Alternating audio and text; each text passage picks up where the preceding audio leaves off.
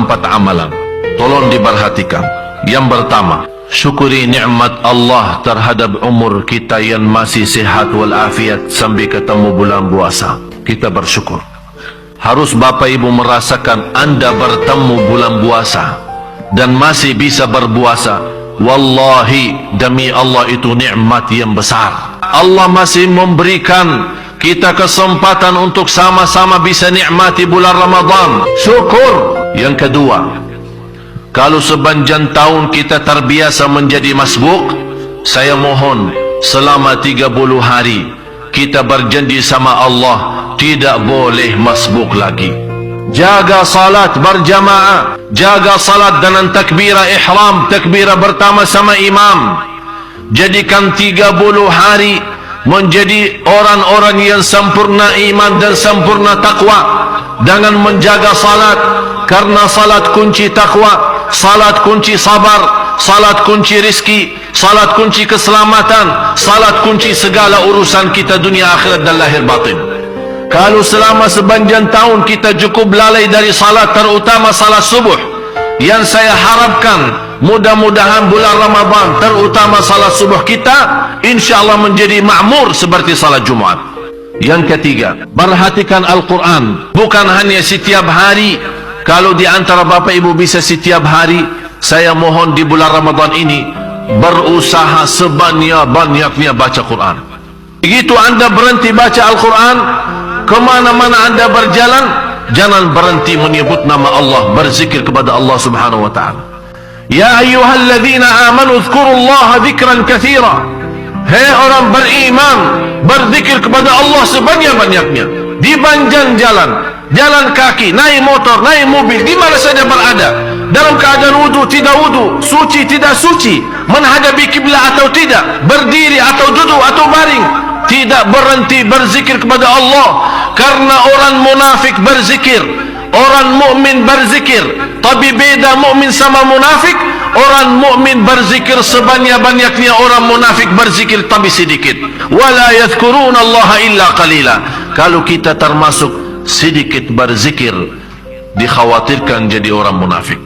Tapi kalau banyak berzikir, insyaallah menjadi tanda sempurna iman. Yang terakhir, yang keempat, menjaga sedekah, apalagi salat subuh.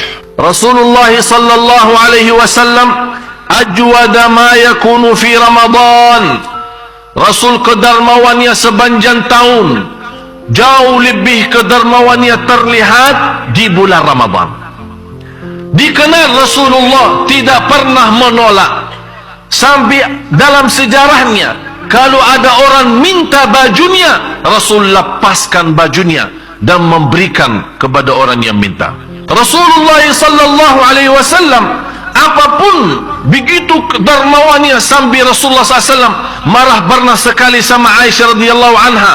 Ada beberapa dinar yang masih tersimpan di dalam rumahnya. Rasul menyuruh Siti Aisyah sedekahin kepada orang yang butuh. Begitu Rasul pulang dari masjid, kata Rasul kepada Aisyah, gimana istriku, sudah bersedekah dinar-dinar yang ada di rumah? Kata Siti Aisyah, aku lupa. Ke Rasulullah marah, saya tidak mau tidur di rumah saya, apalagi di bulan Ramadan masih ada harta di rumah. Cuma bayangkan, jangan Bapak Ibu habisin uangnya di rumah ya. Simpan-simpan aja ada boleh. Sebagian bagi, sebagian simpan. Kita tidak bisa seperti Rasul menghabiskan semuanya. Oleh karena itu, jadikan Ramadan menjadi saksi baik di hadapan Allah dalam hal sedekah kita.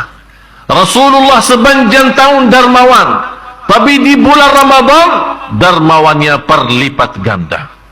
Kita sama-sama buktikan di bulan Ramadan insya Allah menjadi yang terbaik untuk kehidupan kita. Kalau memang Ramadan yang ini menjadi yang terakhir, mudah-mudahan semua amalan ibadah kita selama Ramadan diterima oleh Allah Subhanahu wa ta'ala. Kalau ada kekurangan di masa-masa lalu, Ramadan yang sudah lalu, InsyaAllah kita mampu dikuatkan oleh Allah lahir batin agar kita masih bisa memenuhi kewajiban kita di bulan Ramadan. Apa yang harus kita berikan untuk Ramadan? Demi Allah, Bapak Ibu, kalau kita bisa berbicara sama orang yang sudah wafat, yang sudah dipanggil oleh Allah duluan, kita bisa berkomunikasi dengan mereka. Kalau mereka punya harapan, kalau kita bertanya, apa yang diharapkan oleh kalian? Orang yang sudah mati mengharapkan satu, kembali ke dunia untuk menambah sujud, menambah amal saleh, menambah sedekah, menambah salat malam, apalagi masuk Ramadan, menambah puasa Ramadan, menambah salat tarawih, dan menambah banyak amalan-amalan yang lain. Tidak ada orang yang sudah masuk di alam kubur, yang sudah lihat sendiri posisi kuburnya sempit dan gelap, menghadapi mungkar nakir.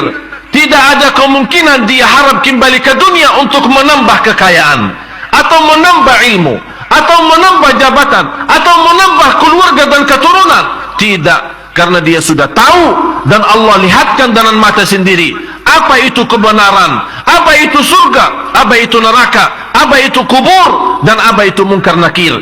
Begitu dia lihat dengan mata sendiri, dia tidak akan harap dunia, dia harap kembali. Ya Allah, kembalikan ke dunia supaya saya bisa menambah amal saleh. Tapi apakah dengan harapan yang baik ini bisa terkabul? Tapi bagi Bapak Ibu masih bisa terkabul, karena kita masih dalam kesempatan. Jangan sampai kita besok masuk kubur masih kita ingin, ya Allah, kasih waktu saya sebentar, biarpun 1 hari, biar saya jadikan 24 jam amal saleh. Ini kesempatannya. Bulan Ramadan yang terakhir, bulan Ramadan kita jadi hamba Allah lahir batin. Bulan Ramadan ini kita buktikan, qul inna salati wa nusuki wa mahyaya wa mamati lillahi rabbil alamin.